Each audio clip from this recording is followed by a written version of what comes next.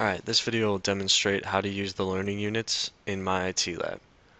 So to start off, find the learning units in the correct week folder. The learning units all have this symbol next to them. You can simply click on the learning unit. It'll open up a new window. And we remind students to be patient with this window. Okay, so the first question asks us to add a shortcut icon for the calculator program to the desktop. So to do that, I'll just click on the Start button, find the calculator icon, and I can just drag it straight onto the desktop. And below it tells me correct, and it moves on to the next question. Now let's say I didn't know how to necessarily do what the question was asking me to do. I can hit Show Me, or I can hit Hint. One thing we like to warn students about is that the hint button may cause your computer to freeze. Show Me is usually a little smoother, so I'll just demonstrate the Show Me button. Right-click anywhere on the desktop, and from the shortcut menu, click Personalize. In the Personalization window, click the desktop background link. Scroll up to the Nature category, and then click the third image, IMG3. Click the Save Changes button. In the Personalization window, click the Close button.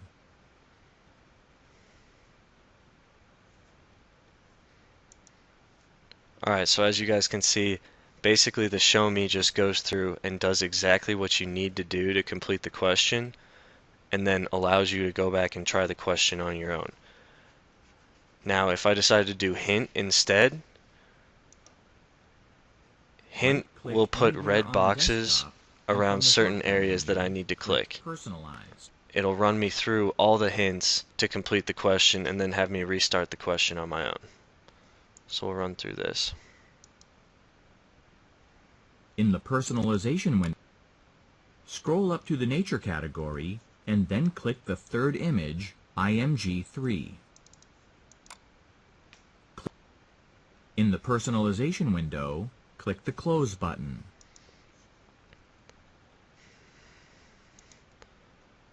Alright, so now it sends me back, and it has me attempt the question on my own. So now if I do the question on my own,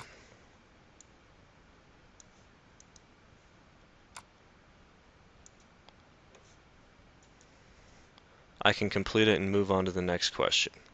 Sometimes students have a hard time figuring out what question they're on, and it's hard for them to tell us what's causing problems on their computer. One thing you can do is go to the questions list button, and you can see what question you're on, what questions you've completed, and which ones you have left to do. You can exit out of this just by hitting the X at the top right. There's also a reset button. So the reset button is useful if you get into a question and maybe you click on something you weren't supposed to click on, or you think the learning unit is messing up. You can hit the reset button and it'll just start the question right from where you already are. There's an arrow button at the bottom right. This button allows you to skip to the next question. So let's say I had no idea how to do this question and I just wanted to skip it. Click on the next button and it'll skip forward to the next question. Alright, so next to the question list box, there's a box that says Save for Later. This button just does exactly what it says. Let's say you don't have time to finish the entire learning unit, you can click Save for Later, and it'll save right where you're at, and you can come back and finish it later.